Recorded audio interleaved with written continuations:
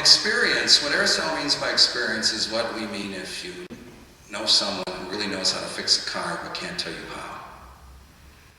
Who really knows how to play ball but couldn't coach.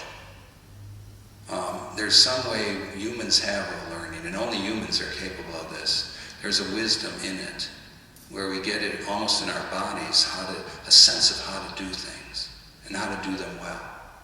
Of course, the arts and the sciences are more sophisticated, and Aristotle says they're higher forms of wisdom, because the arts, the sciences know the causes, and you can teach. Now, there's a measure of wisdom in all these forms of knowing. But the key point to see is that, even as Simone said about sensing, what makes them capable of making us wise is the extent to which they involve rest and repose. The extent to which they're contemplative. That is, they receive reality rather than rearrange it or move it or putz with it. And at each level, that contemplative dimension, which is a necessary ingredient in all human intellection, that was part of the burden of this talk. So it's that rest and contemplation in those little bits are present in all types of thinking. It's to that extent that we have a chance to be wise, and that we have a chance to have something to share with others. Not just contemplating, but sharing the fruits of contemplation, and the extent to which we can realize more fully what it means to be made in the image of God. There's a passage in the autobiography of Malcolm X, the black activist, where he describes in prison how he taught himself to read by copying out the dictionary in notebooks, starting with the letter A. He became a voracious reader, and he wrote this in his autobiography, and I'm quoting, "No university would ask any student to devour literature as..." I love reading this to my students, by the way. They think of school as a prison. This man's actually in a prison. "No university would ask any student to devour literature as I did when this new world opened to me, of being able to read and understand." Note that what Malcolm X is trying to describe, he calls understanding, which is exactly how Thomas's word for the act of intellectus, namely intelligere, gets translated. Malcolm X goes on to describe how he would stay up all night in his cell, crouching near the door to get some light to read. He adds, and I'm quoting, "Months passed without my even thinking about being imprisoned. In fact, up to then, I had never been so truly free in my life." End of quotation. The more Malcolm X let things in their reality, more and more things from A to Z, sink into and penetrate his being, this is the rest of contemplation. The more he was wise and the more he was free, as he himself says, even though he was in a prison cell. This too, such freedom through the intellect, displays being made in the image of God. The alternative to thinking as rest, to contemplation, is thinking as motion. If thinking as motion does not serve contemplation, just as St. Thomas says it should, to carry us from instances of rest to other instances where the nature of reality is more fully and articulately discerned, then if that doesn't happen, then the chances of wisdom are diminished or lost entirely. For one thing, when thinking in motion is not in the service of rest, it is in the service of our own preoccupations, our own needs, our own aims, our own purposes, our own desires. Now, there's nothing wrong with that. We don't want people we love to be sick. We don't want to be sick. To have the need to cure disease is a good thing. And to be active with our minds to do that is a good thing. The point is, it can't be everything.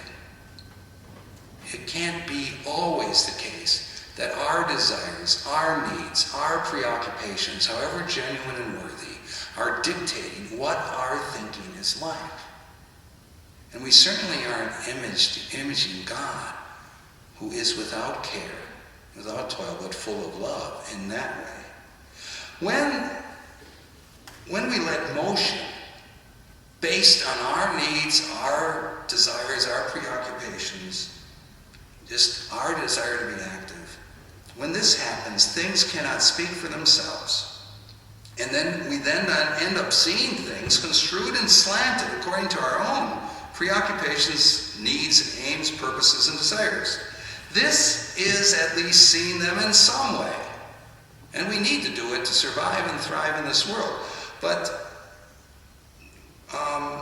it's not the goal of thinking itself. And what is worse is what Nietzsche argues for.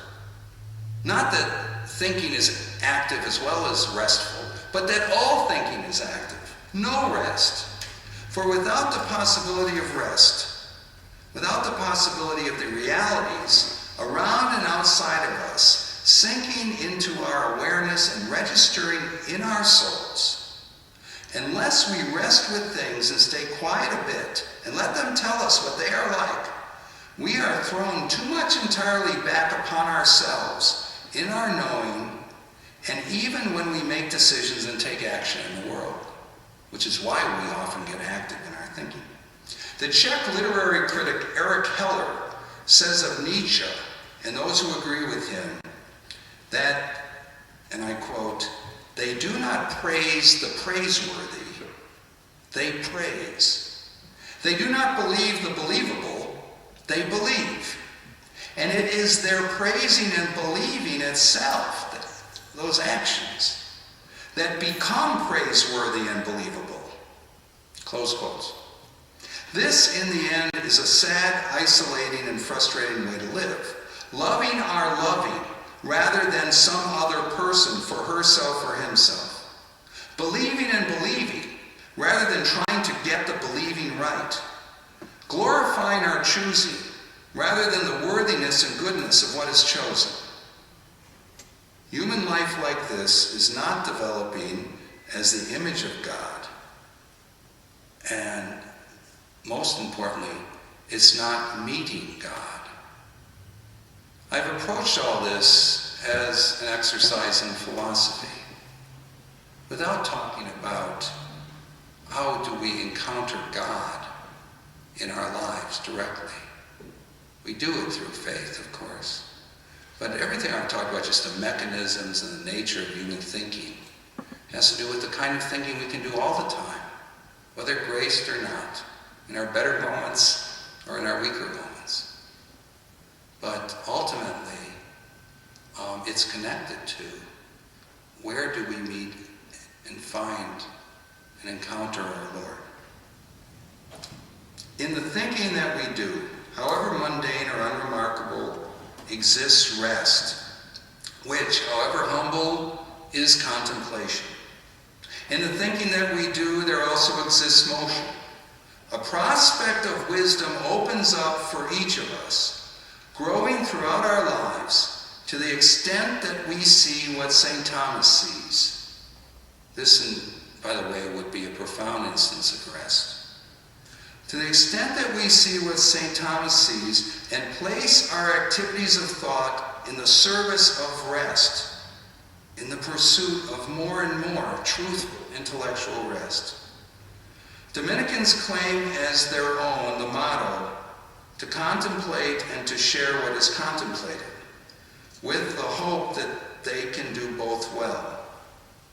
And knowing that the sharing part, the illumining as well as the shining, is possible only because the motto fits all of us as made in the image of God. Thank you very much.